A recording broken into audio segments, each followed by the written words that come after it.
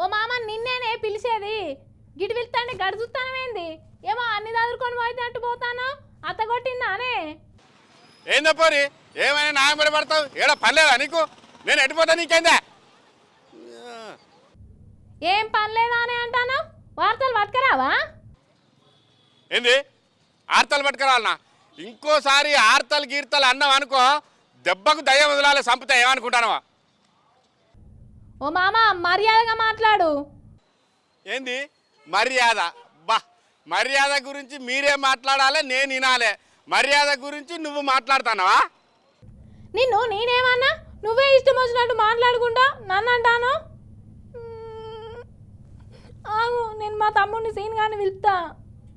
ఏందే మీ తమ్ముని పిలుస్తావు అబ్బాయి వాడిని పిలిచి ఇక్కడ మాకు లాగులు తడతానే కావచ్చు పిలువ నువ్వైతే పిలువు ఇద్దరు నాకు అందుకుంటే పని అయిపోతుంది ఇక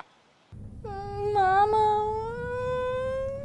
ఎందుకో ఏడుతానమే నీరు గలవానా ముయ్ నోర్మయ్ ఏమనుకుంటున్నావు అరే మామ వార్తలు చదివేతందుకు రావే అంటే వార్తలు చదివేతందుకు అత్తిని వచ్చినాక నాకు కంప్యూటర్ అని ఇచ్చిన అరే కనీసం అట్లయినా కూడా నా ఫోన్లోనే వార్తలు రాసుకుంటుని చదువుతుని అయినా శ్రమ చేస్తా అంటే నన్ను నా శ్రమను గుర్తించాల్సింది పోయి మీదికెళ్ళి ఇంకా అవమానం కూడా చేత్తిరి అరే ఇంత తిప్పలబడి కూడా భరించుకుంటూ చేస్తా అంటే 5 నిమిషాలు కట్ అయింది 10 నిమిషాలు లేట్గా వచ్చినామని జీతం కూడా కట్ చెప్పేవాడుతుంది అందుకే మీ ముందు నష్టం మొక్కలు చూడలేక ఎటన్నా పోదాం 4 రోజులు అని పోతానా పో నీ వార్తలు నువ్వు చదువుకోపా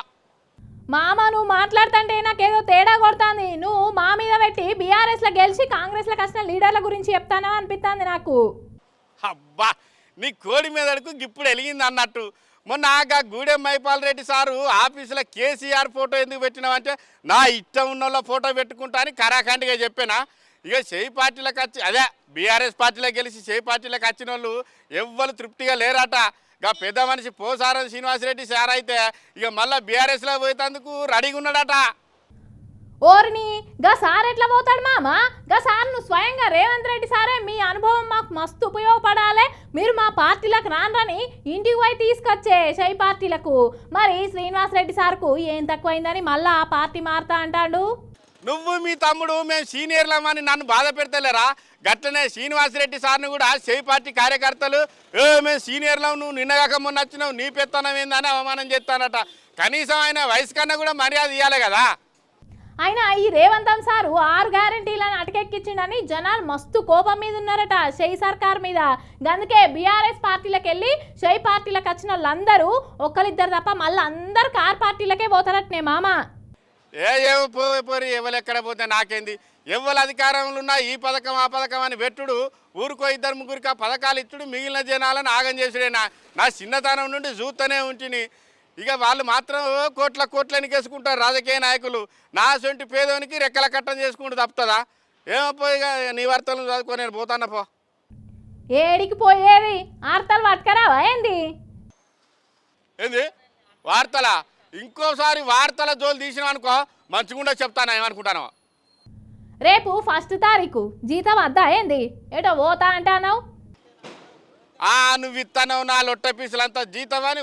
జీతం తీసుకో అని బెదిరిస్తానవా ఆ కోపన్ బియ్యం పరం పట్టించుకొని పెరట్ల 4 కోళ్ళను పెంచుకొని అమ్ముకున్నా నువ్వు ఇచ్చే జీతం కంటే 10 రూపాయలు ఎక్కువనే వస్తాయి నువ్వు ఏమన్నా చేసుకొని నేను పోతానపా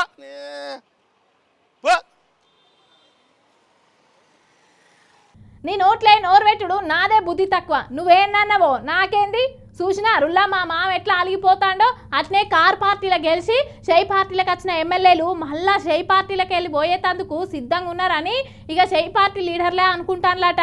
షై పార్టీ మీద ఊళ్ళల్లో జనం కోపం చూస్తుంటే రేవంత్ రెడ్డి సారు మిగిలిన 4 ఏళ్ళు సీఎం సీట్లో కూర్చునేది డౌటే అని కూడా అనుకుంటారు తెలంగాణ మేధావులు.